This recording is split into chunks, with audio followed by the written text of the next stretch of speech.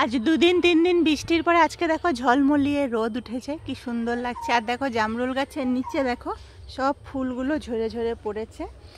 আর গাছে যাও 2-4টে আম হয়েছে, সব পড়ে যাচ্ছে বন্ধুরা। এই গাছের আমটা কি সুন্দর, কি মিষ্টি আর কি সুন্দর গন্ধ, কিন্তু সব পড়ে যাচ্ছে। কি করব জানি না, কত বড় বড় হয়ে পড়ে যাচ্ছে। দেখো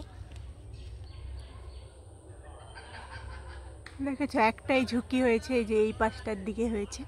আর পুকুর পাড়ের যে আম গাছটা, সেই আম গাছের আমগুলো সব পুকুরেই পড়বে, এমনভাবে আমগুলো হয়েছে। দেখো তোমরাই বলো এই আমগুলো কি হবে, এগুলো সব পুকুরেই পড়বে এই সোজাসুজি।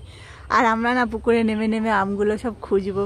আগে খুঁজতাম, এখন তো নামি না পুকুরে অনেক দিন, কিন্তু যখন পেকে যায় না, এত সুন্দর রঙটা হয়, একদম হলুদ টসটসে হয়। আর একটু মুখের দিকে নাকের দিকে একটু শুরু হয় আমটা, এত ভালো লাগে। তো জলে যখন পুকুরে নামি আমরা স্নান টান করতে, তখন কি করি, কেউ ঝাঁকিয়ে দিই আর পা দিয়ে টিপে টিপে তুলি, ডুবে ডুবে তুলি, কিন্তু দারুণ লাগে। তো তোমাদেরকে দেখাবো, যদি পাকা অবধি আমগুলো থাকে তাহলে নিশ্চয়ই দেখাবো। এই জামরুল গাছে না সাদা জামরুলটা হয়নি, আমার মনটা খুব খারাপ হয়ে গেল। সাদা জামরুলটা হতো আগে এত, এই কিছু কিছু একটু ফুল হয়েছে, বেশি হয়নি। তো পুরো চারদিক ভিজা ভিজা একদম কেতকেতে, খুব সুন্দর ওয়েদার, রৌদ্রটা খুব সুন্দর উঠেছে।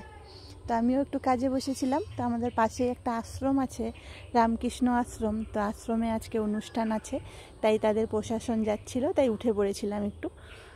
তো ওখানে আমাদের নিমন্ত্রণও আছে খাওয়া দাওয়ার। তো দুপুরে রান্নাবাড়ির কোনো টেনশন নেই, সবাই মিলে খাওয়া দাওয়া করতে চলে যাব। কেন পয়সাও নিয়ে গেছে, চালও নিয়ে গেছে। আগে আমরা খেতে যেতাম না নিমন্ত্রণ করলে, তাই এখন থেকে কি করে, চাল নিয়ে যায়, পয়সা নিয়ে যায়, আর বাড়ির সবাইকে নিমন্ত্রণ করে। তো দেখি, যাওয়ার তো খুব ইচ্ছা আছে। নিরামিষ হয়, তো সবাই বলছে বাইরে নিরামিষ খাওয়া, আমি তো এমনিতেই ঘরে আমরা নিরামিষই খাচ্ছি, বলে বাইরে নিরামিষ খেলে কোনো প্রবলেম নেই। তো চলো, প্রবলেম যখন নেই তাহলে নিশ্চয়ই যাব। আর দেখো আকাশটা, কতদিন পরে আজকে আকাশটা এত নীল আর এত সুন্দর লাগছে। তো বরজের ভিতরটাও তোমাদেরকে দেখাই। এখনও পান লাগানো হয়নি, পান লাগালে না বেশ খুব সুন্দর লাগবে। পান লাগালে পানের বরজে জুতো পরে ঢুকতে নেই। দেখো, যাদের বরজ আছে তারা তো জানোই। আর বরজের মধ্যে কত বড় একটা আম পড়ে আছে। আগে ছোট ছিলাম যখন, এই আমগুলো কি খেতাম, এখন আর ভালো লাগে না, একদমই টক খেতে পারি না, দাঁত একদম যেন টক হয়ে যায়।